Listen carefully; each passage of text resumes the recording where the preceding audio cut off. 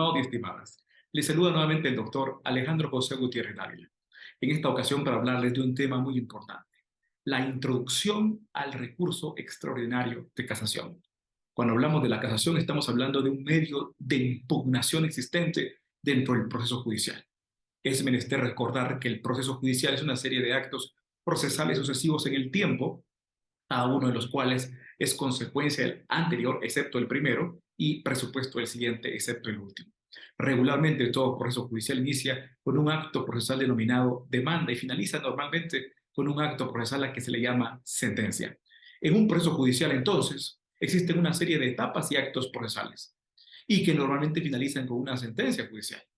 El proceso, entonces, es el instrumento, es la vía por medio del cual se hacen valer los derechos subjetivos de las personas dentro del ordenamiento jurídico. Es la vía, la herramienta, el instrumento que el Estado de Derecho le provee a las personas para hacer valer sus derechos subjetivos. En ese sentido, todo proceso judicial finaliza normalmente con una sentencia, la cual va a ser revisable por medio de un recurso ordinario, que es la apelación. Y aquí es donde les debo explicar qué es la casación como recurso extraordinario, como un medio de impugnación, ya que la apelación es el recurso ordinario per se. Eso quiere decir que la apelación es aquel medio de impugnación por medio del cual se revisa la primera instancia. El recurso de apelación es aquel llamado de alzada. ¿Por qué? Porque lo que hace es elevar las actuaciones de la primera instancia a un juez de segunda instancia, un juez alquem, que se encarga de revisar lo que aconteció en la primera instancia. Y resulta que el recurso de apelación entonces tiene como objetivo a revisar no solamente la sentencia, sino la primera instancia, el agravio que se produce en el proceso judicial y que es susceptible de apelación, es aquel que se produce por el quebrantamiento de normas procesales o de normas sustantivas, ya sea en el ejercicio de las distintas etapas del proceso o en el momento de dictar sentencia.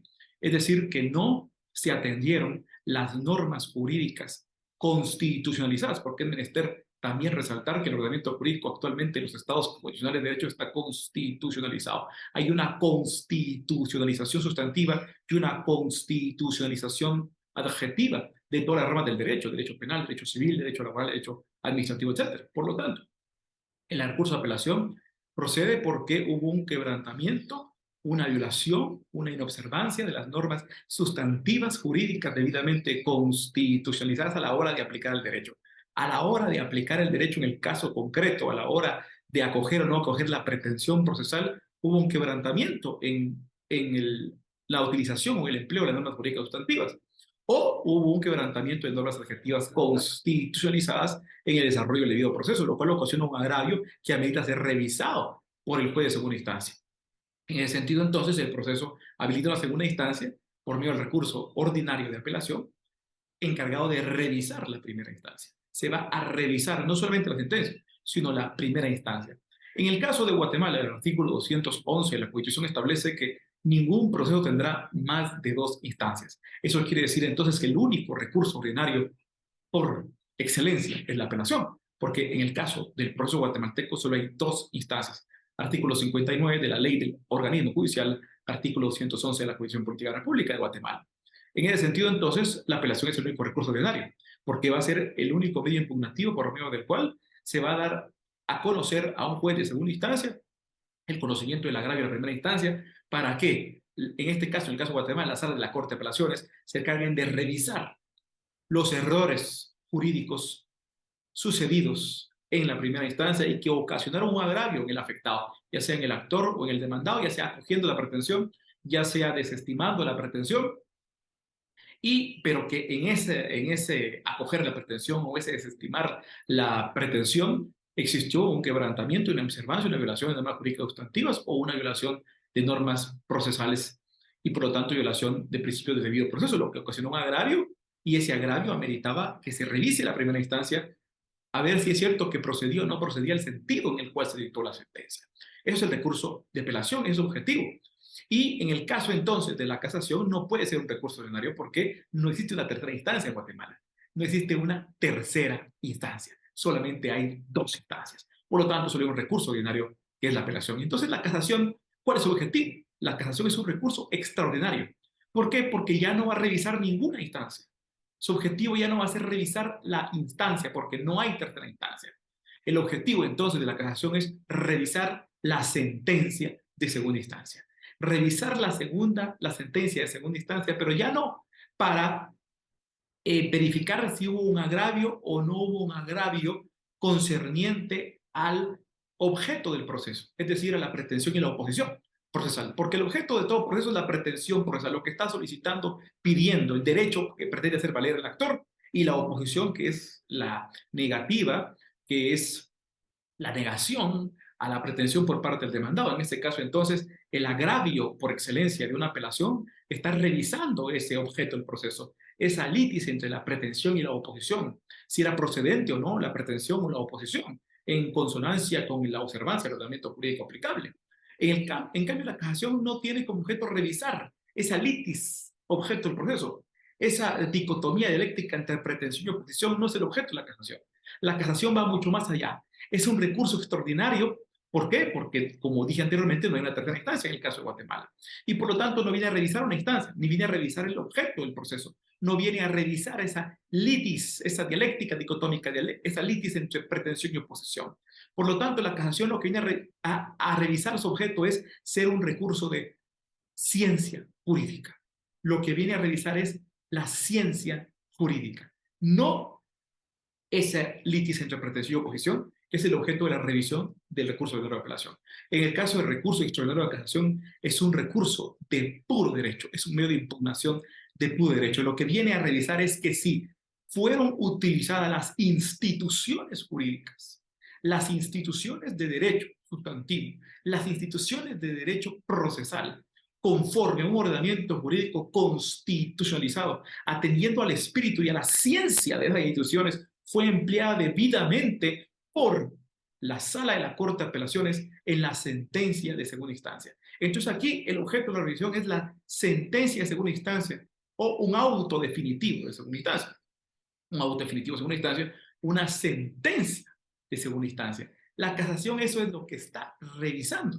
Va a revisar un auto definitivo, una sentencia de segunda instancia, pero no va a entrar a analizar o examinar los agravios concernientes a la litis entre pretensión y oposición que fueron objeto de la apelación, no. Va a entrar a revisar si esa sentencia, ese auto definitivo dictado por la Sala de la Corte de Apelaciones, observó debidamente la ciencia jurídica civil, la ciencia jurídica penal o la ciencia jurídica del contenido administrativo. En su caso, fue empleada debidamente.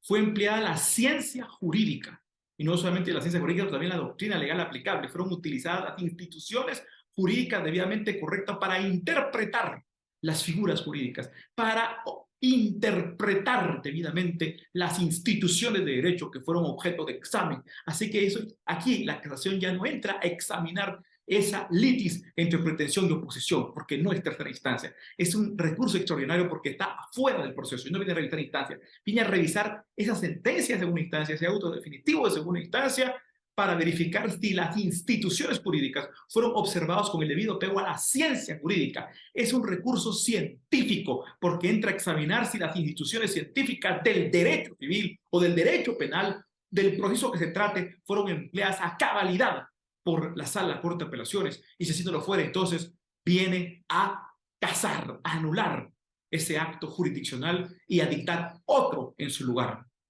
Muy importante, ordenando que se respete la ciencia jurídica, que se respete la interpretación debidamente empleada de las instituciones jurídicas científicas del derecho de la materia que se trate. Bueno, esto es, en pocas palabras, el objeto del recurso extraordinario de casación, pero ¿cómo va a ser, en este caso, las distintas cámaras de la Corte Suprema de Justicia para entrar a examinar eso?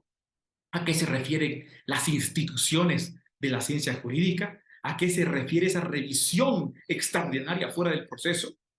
¿Cómo va a casar esa sentencia o ese auto definitivo? La revisión de las instituciones jurídicas en el ámbito del derecho sustantivo, ¿en qué difiere de la del derecho procesal? ¿Cómo entonces tendrían que formularse las sentencias de casación? Y en todo caso, ¿cómo tendrían que formularse debidamente los memoriales de interposición de casación con sus diferentes motivos y sus distintos submotivos, ya que aquí entra un nivel de cientificidad jurídica altamente analizable.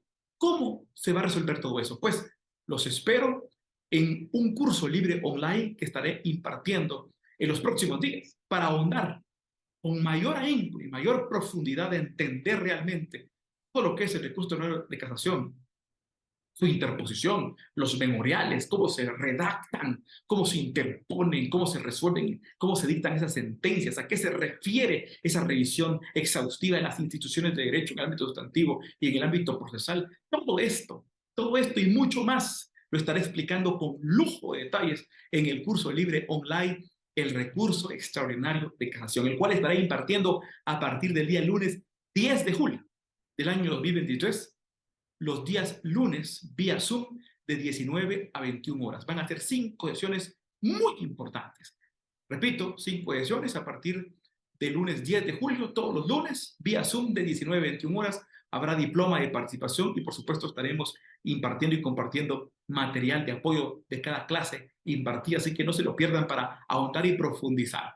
Por de pronto, gracias por la atención en esta cápsula que acabo de explicar, que es la introducción al recurso extraordinario de casación. Les deseo una feliz tarde, ha sido un gusto compartirles. Recuerden suscribirse a mi canal Filosofía del Derecho, Doctor Alejandro Gutiérrez. Saludos a todas y a todos.